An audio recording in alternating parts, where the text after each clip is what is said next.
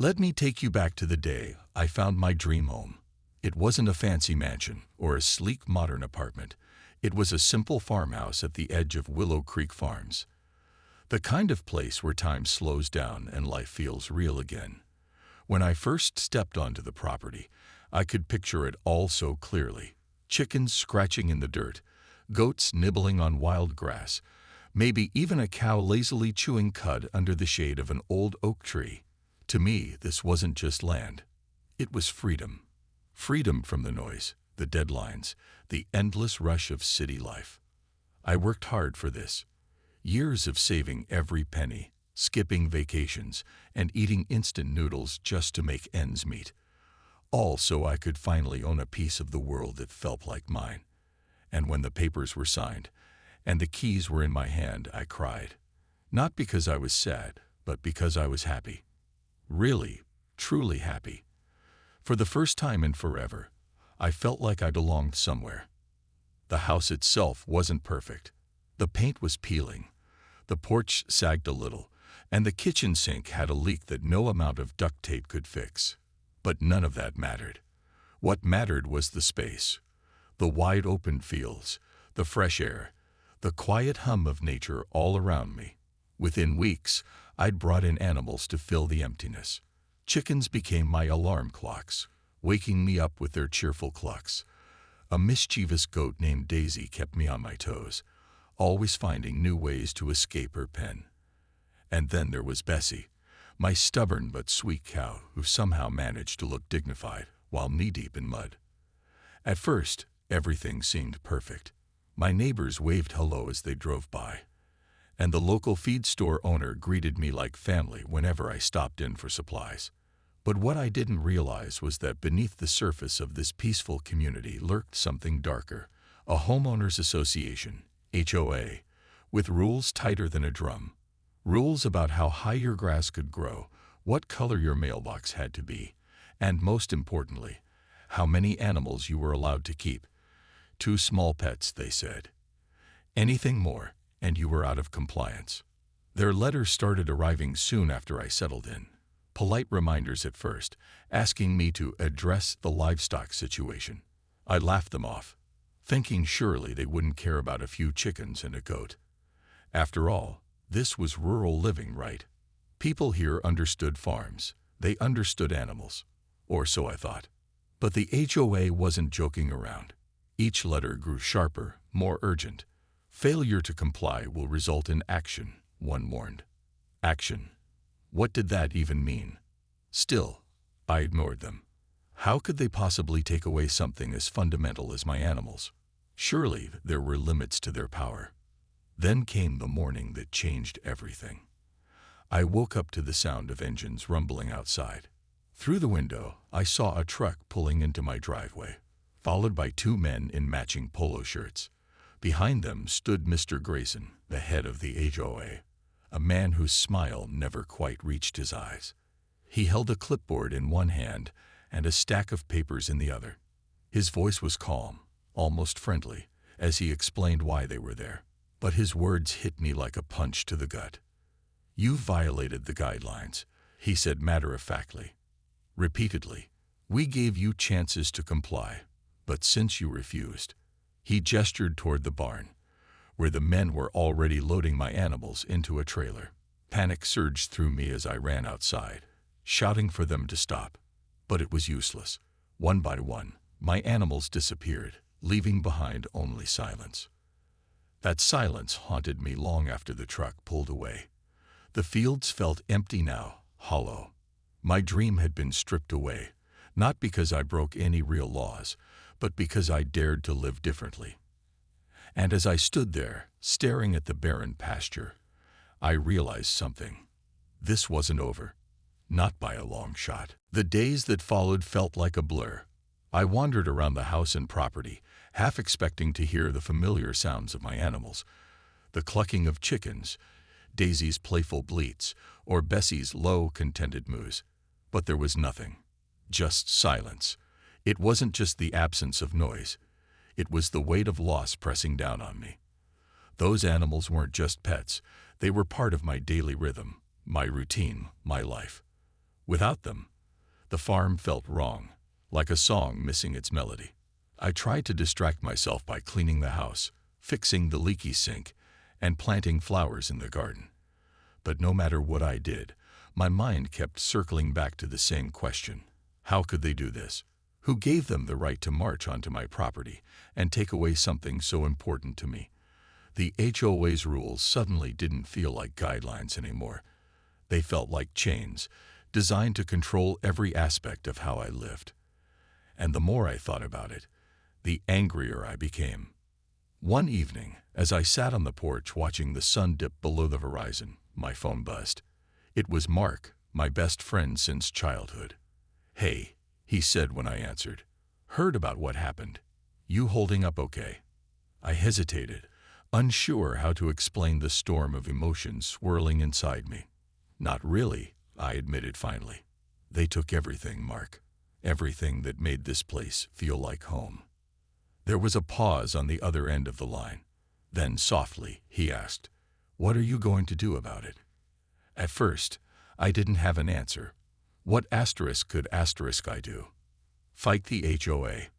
They had money, lawyers, and power on their side. I was just one person, a nobody with a patch of land and a broken heart. But as I stared out at the empty fields, something inside me stirred. Maybe I couldn't undo what had already been done, but I could make sure they regretted it. Over the next few days, I started researching the HOA's rules. At first glance, they seemed ironclad. Pages and pages of restrictions dictating everything from fence heights to paint colors. But buried deep within the fine print, I found loopholes. Tiny cracks in their armor that I could exploit. For example, while they banned livestock, there was no rule against inflatable decorations. None whatsoever. That realization sparked an idea, one so ridiculous it might actually work. I spent hours online, scrolling through websites selling giant blow-up animals. Pigs, cows, chickens, even a massive rooster taller than my mailbox. By the time my order arrived, I had a plan forming in my head. This wasn't just about getting revenge. It was about sending a message. If the HOA wanted compliance, I'd give them chaos. Setting up the inflatables was almost therapeutic. Each one brought a small sense of satisfaction, a reminder that I still had some control over my own property. When the giant pig was finally inflated and placed proudly in the front yard, I stepped back to admire my handiwork. It looked absurd, comical even, but also strangely powerful, a symbol of defiance. Word spread quickly. Neighbors slowed down as they drove past, some laughing, others shaking their heads. Kids pointed excitedly at the oversized cow wobbling slightly in the breeze. Even Mr. Grayson showed up a few days later, his face reddening as he stared at the inflatable menagerie. "This is unacceptable," he sputtered, jabbing a finger toward the giant chicken wearing sunglasses. "Unacceptable," I replied, crossing my arms. "Funny, I don't see anything in your precious rulebook about fake animals." His jaw tightened, but he didn't argue. Instead, he turned and walked away, muttering something under his breath. Watching him leave, I felt a flicker of hope for the first time in weeks. Maybe I couldn't bring my animals back. Not yet, but I could fight back in my own way. And if the HOA thought they'd won, they were dead wrong. As the days passed, I added more touches to the display. Motion-activated speakers played animal noises whenever someone walked by. A sign went up near the road. "Welcome to Harper's Farm-tastic Experience." Tourists began stopping to take pictures, turning my once quiet street into a mini attraction. The HOA hated it, of course, but there was nothing they could do. Not legally, anyway.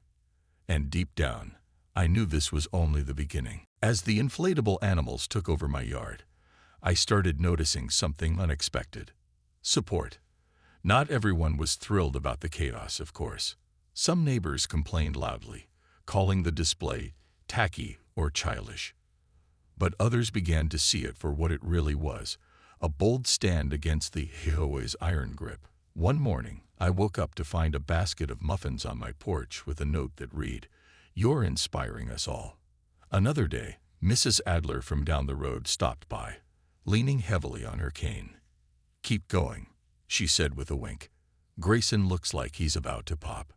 Their encouragement fueled me, but it also made me realize something important. This wasn't just my fight anymore. The HOA's rules didn't just affect me. They affected everyone. Neighbors whispered about how they'd been fined for things as minor as leaving their trash cans out an hour too late or planting flowers that weren't on the approved list. People were afraid to speak up, worried about retaliation. But now, seeing me push back, some of them found the courage to join in. That's when phase 2 of my plan came together. If inflatables were making waves, why stop there? I decided to turn Willow Creek Farms into a living canvas of rebellion. Guerrilla gardening became my next weapon. Armed with packets of wildflower seeds, I began scattering them everywhere, along roadsides, in empty lots, even on patches of grass where manicured lawns used to be. Within weeks, bursts of color sprang up across the neighborhood. Sunflowers towered over hedges. Daisies danced in the breeze beside cookie-cutter flower beds. It was beautiful, chaotic, and completely against the HOA's sterile vision of perfection. The reaction was mixed, to say the least. Some residents loved it, sneaking out at night to plant their own rogue gardens. Others grumbled, accusing me of ruining property values. But the HOA couldn't touch it, at least not legally. There was no rule banning wildflowers after all. And every time Grayson tried to shut it down, someone would point out that these plants were natural beauty, not a violation. But I wasn't done yet. My final move was bold, maybe even reckless. I rented a massive billboard and placed it right at the entrance to Willow Creek Farms. On it, a cartoon chicken wearing sunglasses struck a pose beneath the words, "Welcome to Freedom Lane." Beneath the slogan, I listed some of the HOA's most absurd rules, complete with sarcastic commentary. Pro tip: don't sneeze too loudly, or you might get fined. Drivers slowed down to read it, snapping photos and sharing them online. Within days, the sign went viral, drawing attention from local news outlets and social media alike. Grayson was livid. He showed up at my door one afternoon, his face flushed, and his clipboard trembling in his hands.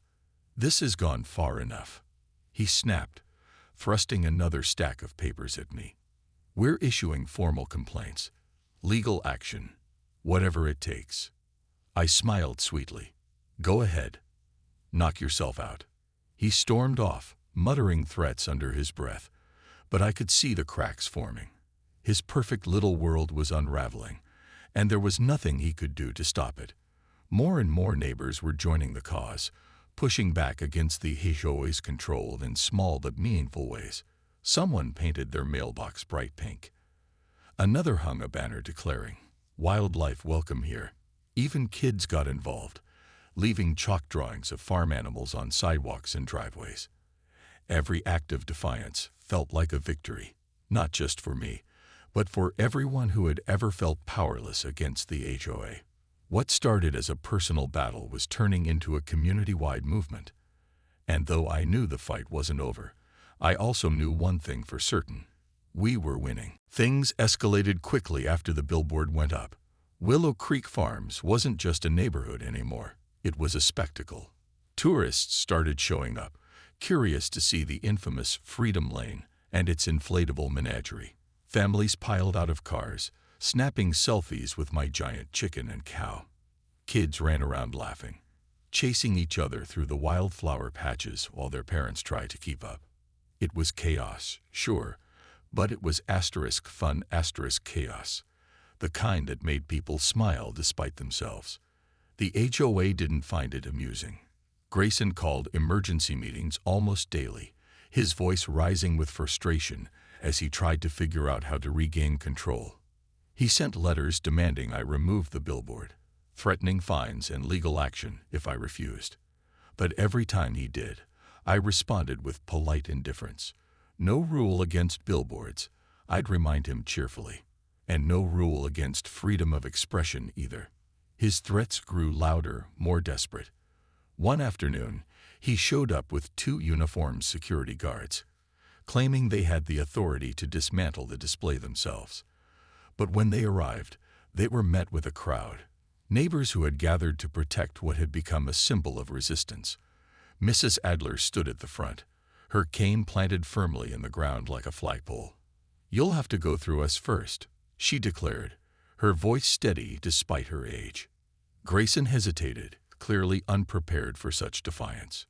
For weeks, he'd operated under the assumption that everyone would eventually cave to his demands. But now, for the first time, he looked unsure. After a tense standoff, he ordered the guards to leave, muttering something about taking this to court. As they drove away, the crowd erupted into cheers. Someone brought out lemonade. Another passed around cookies. It felt like a celebration, a moment of unity in a community that had long been divided by fear. But the battle wasn't over yet. Grayson may have backed down temporarily, but I knew he wouldn't give up easily. Sure enough, the next day brought a fresh wave of retaliation. Trucks rolled in early in the morning, dumping loads of gravel onto the road leading to my house. The once smooth path was now bumpy and uneven, clearly designed to discourage visitors.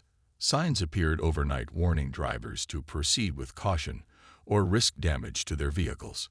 It was petty, childish even, but effective. Traffic slowed to a trickle, and the tourists stopped coming. For a moment, doubt crept in. Had I pushed too far? Was I fighting a losing battle? Then Mark showed up, carrying a toolbox and a determined grin. "We're fixing this," he announced, motioning toward the rocky road. Within hours, word spread, and neighbors began arriving with shovels, rakes, and wheelbarrows. Together, we worked late into the night, smoothing out the road and restoring access to the farm. When we finished, someone spray-painted a new sign. "Smooth roads, happy neighbors." The message was clear.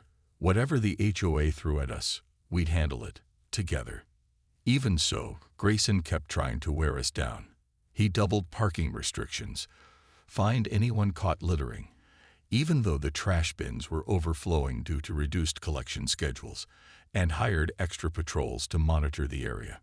Each new rule felt like another weight on our shoulders, testing our resolve. Some days, it was exhausting. Other days, it felt downright impossible. But then something remarkable happened. People outside Willow Creek Farms began noticing. Local news stations picked up the story, framing it as a David versus Goliath showdown between an ordinary homeowner and a tyrannical HOA. Social media lit up with hashtags like #FreeFarm and #NoMoreHOABullies. Strangers sent messages of support or dropped off supplies like food, tools, and even donations to help cover legal fees. One woman drove 3 hours just to deliver a handmade quilt embroidered with the words, "Stay strong."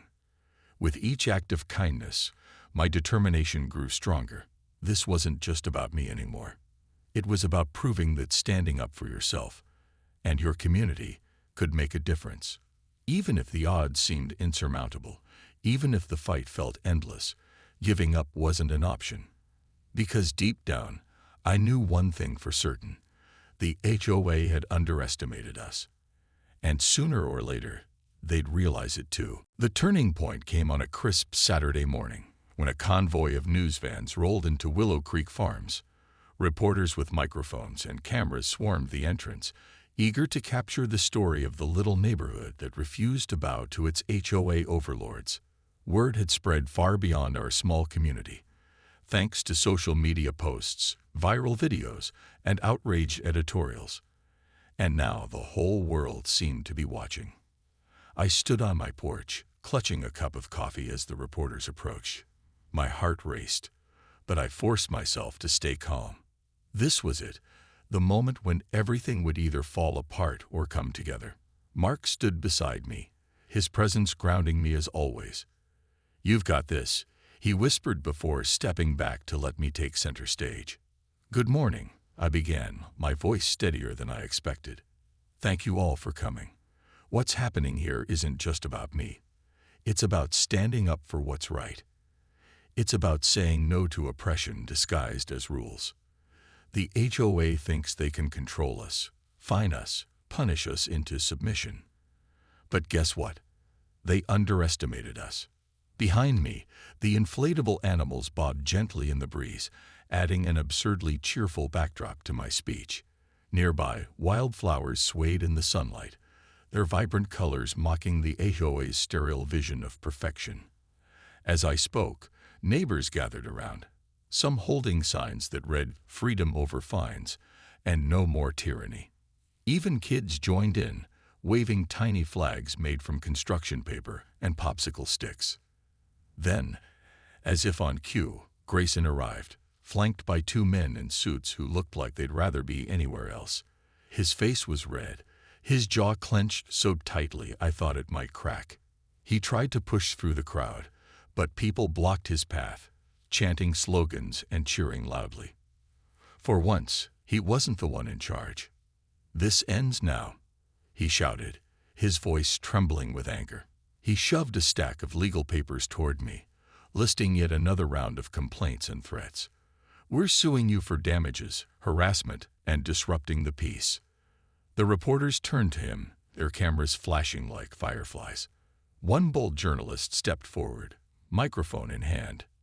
"Mr. Grayson, how do you respond to claims that your association has overstepped its authority? That your rules are unreasonable and oppressive?" Grayson sputtered, clearly unprepared for the spotlight. These accusations are baseless," he stammered. "The HOA exists to maintain order and protect property values." "And what about freedom?" another reporter called out. "Don't homeowners have the right to live as they choose?" Before Grayson could answer, a shout rang out from the crowd. "Leave her alone." Heads turned to see Mrs. Adler, leaning heavily on her cane but radiating strength. She stepped forward, her voice cutting through the noise like a knife. "Enough is enough, Grayson. Your precious rules have ruined this neighborhood long enough. People are tired of living in fear." Her words sparked a ripple effect. Others chimed in, their voices rising in a chorus of defiance.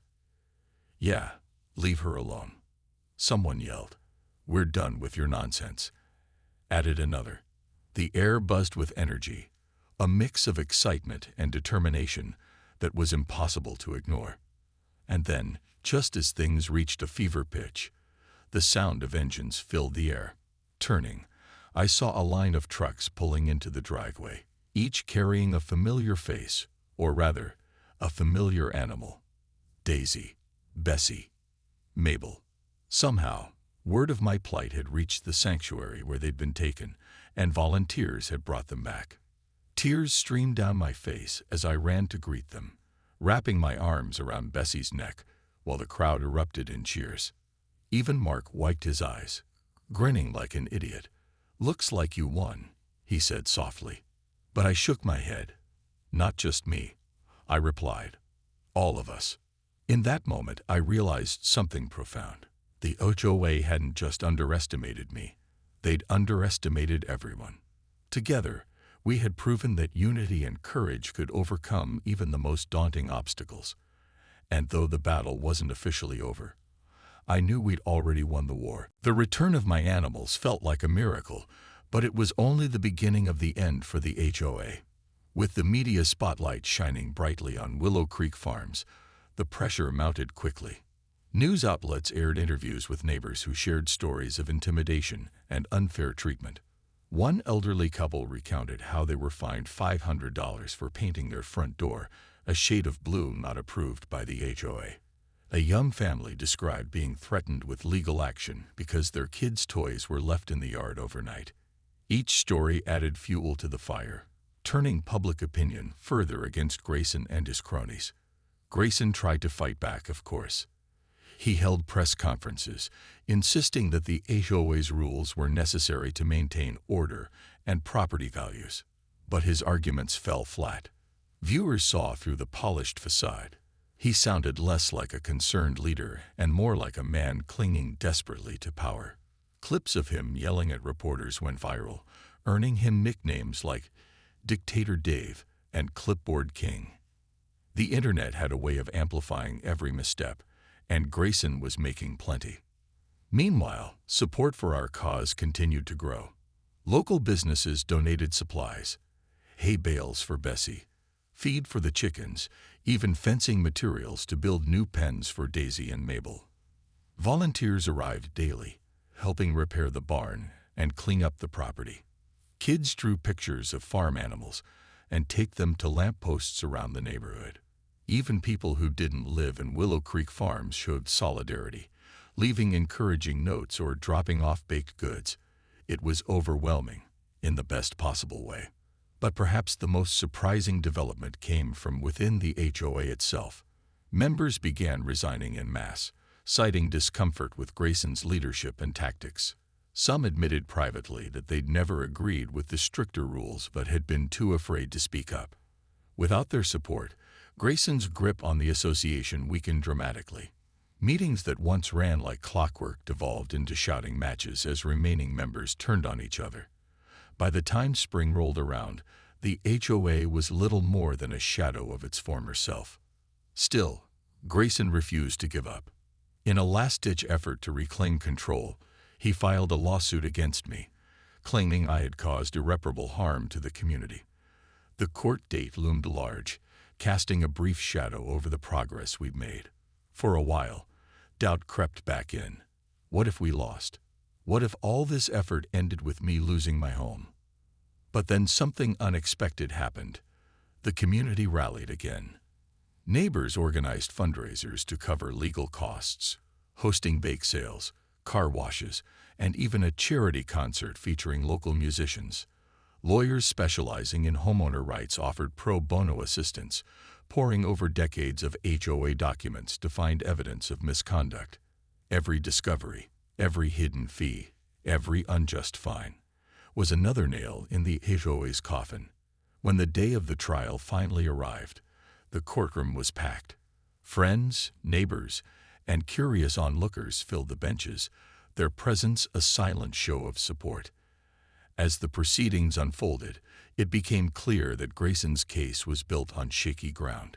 His arguments crumbled under cross-examination, exposing inconsistencies and outright violations of state laws governing homeowner associations.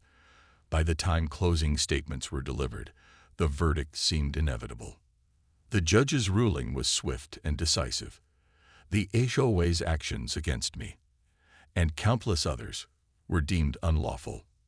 Fines were reversed, rules deemed excessive were struck down, and Grayson was ordered to step down as president. More importantly, the court declared Willow Creek Farms officially free of HOA oversight. As I walked out of the courthouse, surrounded by cheering friends and neighbors, I felt a weight lift off my shoulders. This victory wasn't just mine. It belonged to everyone who had dared to stand up and say no to injustice. And though the scars of the past few months would take time to heal, one thing was certain: Willow Creek Farms would never be the same. From now on, it would be a place where freedom, not fear, reigned supreme. Life in Willow Creek Farms changed forever after that day in court. The HOA was gone, dissolved like a bad dream, and with it went the suffocating rules that had once controlled every detail of our lives. For the first time in years, neighbors could breathe freely, planting whatever flowers they liked, painting their doors any color they wanted, or leaving toys scattered across their lawns without fear of fines. It wasn't just about breaking free from restrictions. It was about reclaiming ownership of our homes and our community. The transformation was subtle at first, but grew more profound as weeks turned into months. Wildflowers continued to bloom along roadsides, their untamed beauty a testament to resilience. Children played outside until sunset, their laughter echoing through streets that no longer felt sterile and silent. Even the animals seemed happier. Bessie grazed lazily under the oak tree, while Daisy's playful bleats became part of the neighborhood soundtrack. Life here wasn't perfect. It never would be, but it was real. And that made all the difference. For me, the farm became a symbol of something greater than myself. Strangers from other neighborhoods visited, inspired by what we'd achieved. Some came seeking advice on how to stand up to their own HOAs. Others simply wanted to see freedom reign for themselves. I welcomed them all, sharing my story and encouraging them to believe in the power of unity. Every visitor reminded me of how far we'd come and how much farther we could go if we kept fighting for fairness and freedom. Of course, not everyone moved on easily. Grayson disappeared from public view after his fall from grace, though rumors swirled about him selling his house and moving out of state. A few former HOA loyalists grumbled privately about rising property taxes or declining standards, but most eventually softened when they realized life without constant oversight wasn't so bad after all. Mrs. Adler joked that even the grass looked greener now that no one was policing its length. As for me, I learned lessons I'd carry for the rest of my life. Standing up to bullies isn't easy. It takes courage, persistence, and sometimes sheer stubbornness. But it also takes support. If Mark hadn't been there to steady me during moments of doubt, or if neighbors hadn't joined forces to protect the farm, I might have given up long before victory was possible. This fight taught me the value of leaning on others, of trusting that people will rise to the occasion when given the chance. One crisp autumn morning, I stood on the porch watching the sunrise paint the fields gold. Beside me sat Bessie, her tail swishing contentedly. The air smelled of fresh hay and blooming wildflowers, and somewhere in the distance, someone was playing music softly on a guitar. It was peaceful, not the fragile kind of peace that shatters at the slightest disturbance, but the deep, enduring kind that comes from knowing you fought for what matters. Looking back, I realized something important. This battle wasn't really about chickens, goats, or inflatables. It was about refusing to let fear dictate how we live, about choosing authenticity over conformity, even when the world pushes back. And most of all, it was about proving that ordinary people can do extraordinary things when they stand together. Willow Creek Farms wasn't perfect, and neither was I, but perfection wasn't the goal anymore. Living boldly, loving fiercely, and standing firm in the face of injustice, that was what mattered. And as long as I had my little corner of the world, surrounded by friends, family, and animals who felt like family, I knew I'd be okay. Because sometimes the smallest acts of rebellion spark the biggest changes. And trust me, the HOA will never forget it.